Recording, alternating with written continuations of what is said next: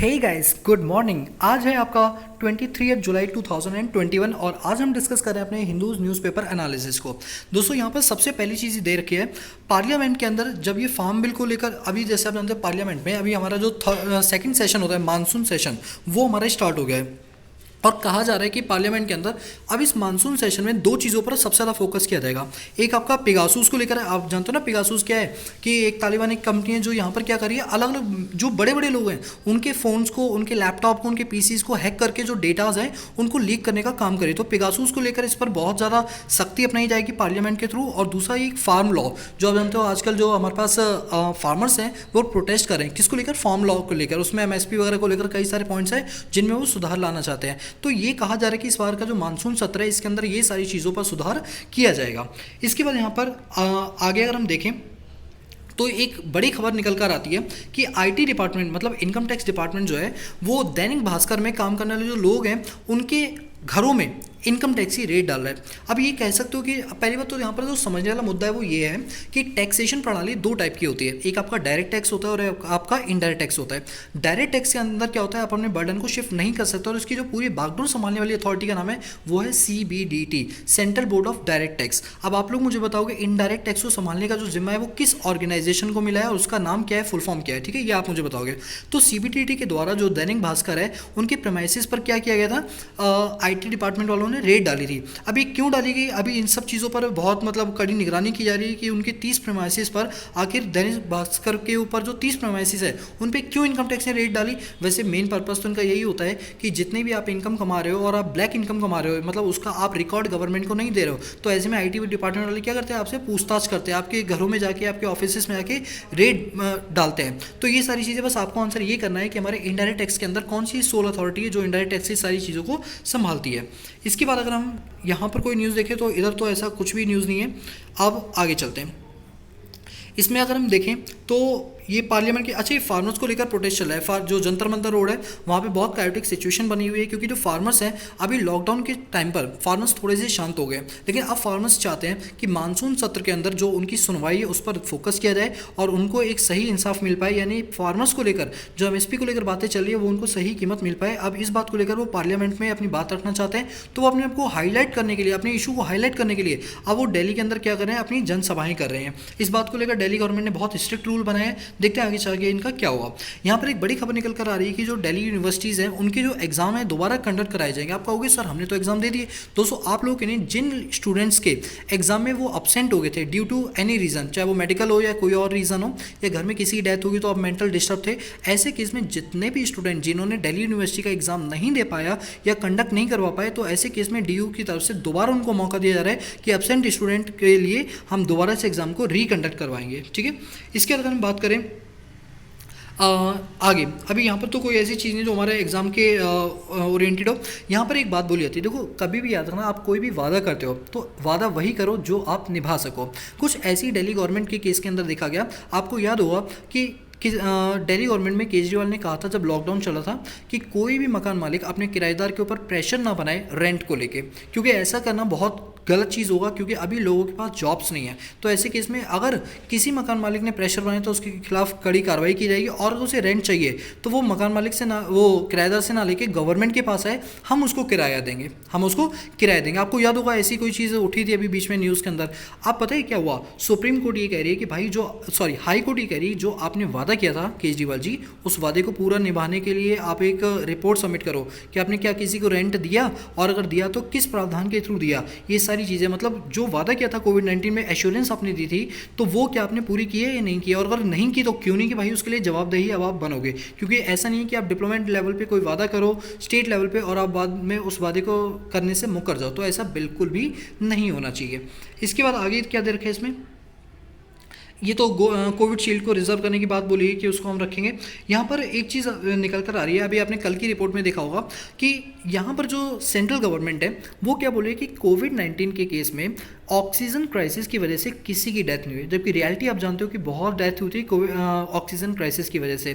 तो यहाँ पर क्या होता है ना कि जब भी किसी की डेथ होती है तो उसके डेथ सर्टिफिकेट में ये कभी नहीं लिखा होता लैक ऑफ ऑक्सीजन उसकी डेथ हुई है, क्या लिखा जाता है कि उसकी कोविड की वजह से डेथ हुई है क्योंकि उसमें कोरोना वायरस थे। तो कहा यह जा रहा है कि ये जो टेक्निकल टर्म का आप मिसयूज़ करो, ऐसा बिल्कुल भी नहीं होना चाहिए, क्योंकि ऐसे कई सारे केस देखने को मिले जहाँ पर ऑक्सीजन की कमी के चलते केसेस हुए हैं। इसके बाद अगर हम आगे यहाँ पर देखें, ये वही ऑक्सीजन को लेकर है और कहा यह जा रहा है कि आने वाले टाइम के अंदर जब थर्ड वेव आए तो हमें पहले से उसके लिए प्रिपेयर होना पड़ेगा, ताकि ऑक्सीजन क्राइसिस की सिचुएशन अब हमें दोबारा देखने को ना मिले। यहाँ पर एक बड़ी खबर ये आ रही है कि राजस्थान में 2 अगस्त से स्कूल को रीओपन करने की बात की जा रही है। अच्छा, इसके पीछे का रीज़न क्या है?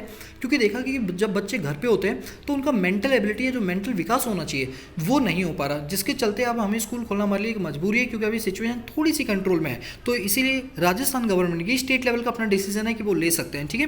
तो 2 अगस्त से वहाँ पर स्कूल क्या किए जा रहे हैं, रीओपन किए जा रहे हैं। इसके बाद अगर हम आगे चले, ये पॉलिटिकल न्यूज़ है, इसमें ज़्यादा आपको इंटरफेयर करने की ज़रूरत नहीं है। हमारा जो मेन मुद्दे की बात आती है ये है एडिटोरियल पार्ट्स। एडिटोरियल पार्ट्स में अगर हम अपने पास बात करें तो यहाँ पर साफ साफ इसमें एडिटोरियल के लिए तो आपके लिए जो लाइक है ना, वो क्या है, यहाँ पे देखिए, इन सर्च ऑफ गोल्ड। ये क्या है आप जानते हैं? आज जो है हमारे जापान के एक शहर टोक्यो में ओलंपिक्स गेम स्टार्ट हो गए। कहा यह जा रहा है कि भारत के अंदर हम चाहते हैं गोल्ड्स की लड़ाई लग जाए, जैसे होता है ना गोल्ड सिल्वर ब्रॉन्ज मेडल्स होते हैं। तो ये एडिटोरियल उसी पर बेस्ड है। ये कहता है कि हमें अपनी स्पोर्ट्स में इतना ध्यान रखना चाहिए, लोगों को इनकरेज करना चाहिए, जिससे कि स्पोर्ट्स एक्टिविटीज़ ज़्यादा कंडक्ट हो और इंटरनेशनल लेवल पे भारत का नाम हो। यही बोला गया इन सर्च ऑफ गोल्ड। इस पूरे एडिटोरियल में ये बोला गया कि अब एक चीज़ मैं आपको इसमें खास बताऊँ क्या है, देख, ये जो ओलंपिक गेम्स होने थे ये 2020 में होने थे, लेकिन आप जानते हो 2020 में ग्लोबल पैंडेमिक सिचुएशन के चलते हर कंट्री ने अपने लॉकडाउन लगा रखे थे।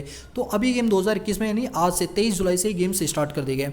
अब जब ये स्टार्ट कर दिए गए, लेकिन इनका नाम अभी भी 2020 ही होगा। भले ही कंडक्ट 2021 में कराया जाएगा, लेकिन इनका नाम 2020 ही होगा, क्योंकि बेसिकली 2020 के ही लिए बनाए गए थे, ठीक है।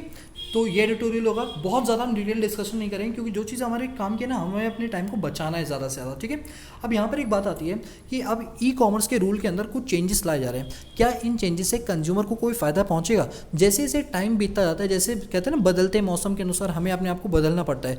कहीं कुछ ऐसे ही देखने को मिल रहा है कि जैसे जो हमारा ई कॉमर्स एक्टिविटीज़ है, आने वाले टाइम के अंदर इसका जो इम्पैक्ट है वो सोसाइटी के अंदर बहुत मेजरली पड़ने वाला है।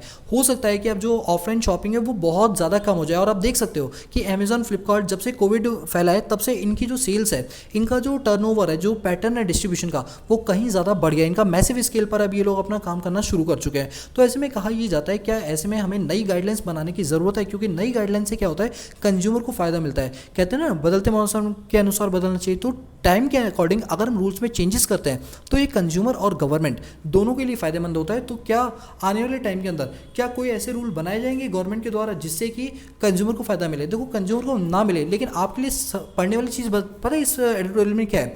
वो ये है, मेक इन इंडिया।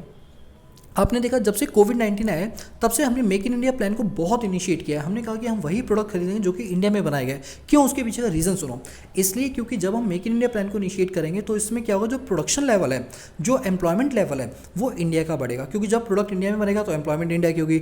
जब उसके रॉ मटेरियल से फिनिश गुड्स में कन्वर्ट करेंगे तो कन्वर्जन प्रोसेस के अंदर जो हमारा जीडीपी है वो इंडिया का बढ़ेगा। इसीलिए मेक इन इंडिया प्लान को जो इन्होंने इनिशिएट किया, और इसी वजह से अमेजॉन, फ्लिपकार्ट या जितने भी ऑनलाइन साइट्स हैं उनके लिए एक मैंडेटरी गाइडलाइन बनाई गई है कि कोई भी प्रोडक्ट जो आप डिस्प्ले करते हो आप अपनी वेबसाइट्स के ऊपर या मोबाइल एप्लीकेशन के ऊपर, उसमें आपको प्रोडक्ट के डिस्क्रिप्शन में ये बताना पड़ेगा ये गुड्स मेड इन इंडिया है या बाहर का प्रोडक्ट है। ये बताना अब कंपलसरी होगा, जो कि पहले नहीं था। क्योंकि आप बताओगे तो लोग देखेंगे और उसी हिसाब से वो लोग बाय करेंगे। और ऐसा पैटर्न देखा गया है, जब से कोविड-19 हुआ है तब से लोगों ने मेक इन इंडिया प्लान के तहत इंडिया के प्रोडक्ट्स खरीदना शुरू कर दिए ज़्यादा से ज़्यादा। तो ऐसे केस में देखा गया कि कंज्यूमर के फेवर में भी इसमें बात की जा रही है। तो देखते हैं आगे जाके कंज्यूमर के फेवर में और कौन कौन से नए नए लॉज इसके अंदर बनाए जाएंगे।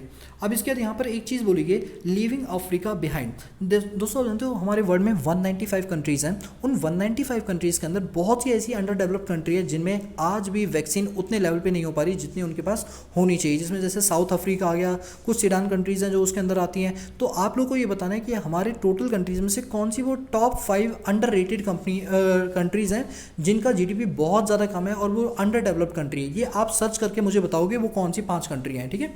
चलो, इसके बाद अगर हम आगे बढ़ते हैं तो यहाँ पर तो वही है, अफ़गानिस्तान के जो डिप्लोमेट्स है उनकी जो डॉटर थी उनको मतलब उनके साथ गलत व्यवहार किया गया, उनको किडनैप वगैरह जैसी एक्टिविटी की गई। खैर, इस पर हमें ज़्यादा फोकस नहीं करना है। इसके बाद अगर हम आगे चलते हैं तो आगे यहाँ भी कोई ऐसी चीज़ नहीं है। और ये भी फार्मर्स को लेकर बोला है, जब तक इसका फाइनल डिसीजन नहीं आता है तब तक इस पर चर्चा करना भी फिलहाल बेकार है। और अब हम चलो बिज़नेस सेक्शन पे ही चलते हैं। बिज़नेस सेक्शन के अंदर अगर हम चलेंगे तो यहाँ पर ये तो एनएसओ का हो गया बिजनेस सेक्शन आपका थोड़ा नीचे, क्योंकि इसमें आप एडवर्टाइजमेंट बहुत देने लगे। देखो आरबीआई ने बोला है, वो प्लान कर रहे हैं, बोला गया है वो प्लान कर रहे हैं कि जो डिजिटल करेंसीज है ना, इनको किस तरीके से मैनेज किया। जैसे आप जानते हैं बिटकॉइन आज की डेट में कितना ज़्यादा यूनिवर्सली एक्सेप्टेड करेंसी ये बनती जा रही है। तो बिटकॉइन जब ये ऑनलाइन करेंसी आ रही है तो आरबीआई को अपनी नई गाइडलाइंस में चेंजेस लाने पड़ेंगे, जिससे हम बिटकॉइन जैसी चीज़ों को भी समझ पाएँ, उनको इंश्योरिटी दे पाएँ कि कहीं ऐसा तो नहीं इससे पैसा डूब जाए, क्योंकि इंडिया की इकॉनमी कहीं ना कहीं पैसों से इन्फ्लुएंस होती है। तो बिटकॉइन को लेकर या जितने भी और डिजिटल करेंसीज हैं इनको लेकर स्ट्रिक्ट गाइडलाइंस का होना इंडिया में बहुत ज़्यादा ज़रूरी है, और आरबीआई इन्हीं स्ट्रिक्ट गाइडलाइंस के ऊपर काम करने की कोशिश कर रही है। ठीक है, अब अगर हम बात करें इसके अलावा तो यहाँ पर देखो HUL हिंदुस्तान यूनिलीवर लिमिटेड, इनका Q1 का रिजल्ट पता है क्या है? इन्होंने 10% की ग्रोथ की है। जानते हो क्यों? क्योंकि आप जैसे डेटॉल ले लो, डेटॉल HUL का ही प्रोडक्ट है, तो डेटॉल सैनिटाइजर वगैरह इनकी डिमांड जानते हो ना कोविड-19 में कितनी ज़्यादा हुई। पहले घरों में साबुन ही चलते थे, आजकल क्या है कि सैनिटाइज़र भी चलने लगे, आपके हैंड वॉश भी चलने लगे। क्यों? क्योंकि अब हम सैनिटरी को लेकर या हाइजीन को लेकर बहुत ज़्यादा कॉन्शियस हो चुके हैं कोविड-19 के केस में। इसी वजह से इन प्रोडक्ट्स की डिमांड बहुत ज़्यादा एकदम से बढ़ गई, और इसी वजह से इनका जो प्रॉफिट है वो हर साल या हर क्वार्टर में बढ़ता ही जा रहा है। ठीक है, चलो अब यहाँ पर एक चीज़ ध्यान देना, हम जानते हैं कि निफ्टी के अंदर टॉप 50 कंपनी आती है और सेंसेक्स के अंदर टॉप 30 कंपनीज आती हैं। तो वो टॉप 30 कंपनी आज की डेट में कौन कौन सी ये कंपनियां बदलती रहती हैं। ये मत सोचना कि आज जो पढ़ रहे हैं 10 दिन बाद भी वही होंगी, बाई चांस हो सकता है वही हो, लेकिन ये अप डाउन हो सकती है। जिसका शेयर प्राइस ज़्यादा हो जाता है वो टॉप 50 में बन जाता है, जिसका कम हो जाता है वो टॉप 50 से हट जाता है। तो कौन कौन सी है? Adani Ports, Asian Paint, Axis Bank, Bajaj Auto, Bajaj Finance Service, Bharti Airtel, BPCL, Britannia India, Cipla, Coal India, Divi's Lab, Doctor Reddy Lab, एंकर Motors, Grasim India, HCL Tech, HDFC Bank, HDFC Life, Hero MotoCorp, Hindal company, Hindustan Unilever, ICICI Bank, IndusInd Bank, Infosys, India Oil Corporation, ITC, JSW Steel, Kotak Bank, LNT, MNM, Maruti Suzuki, Nestle India Limited, NTPC, ONGC, Power Grid Corporation, Reliance industries, SBI Life, State Bank, Shree Cement, Sun Pharma, Tata Consumer Products, Tata Motors, Tata Steel, TCS, Tech Mahindra, Titan, UltraTech Cement, UPL और विप्रो। ये 50 कंपनियां हमारे यहाँ पर है जो Nifty के अंदर कवर होती है। निफ्टी मतलब 50 ऐसे समझ लो, निफ्टी में एफआईटी का अंदर 50 होता है और सेंसेक्स में टॉप 30 कंपनियों का एवरेज प्राइस दिया जाता है शेयर का। ठीक है, बाकी अगर हम एक्सचेंज रेट की बात करें दोस्तों, आपको 5 एक्सचेंज रेट थोड़े से पढ़ के चलने चाहिए।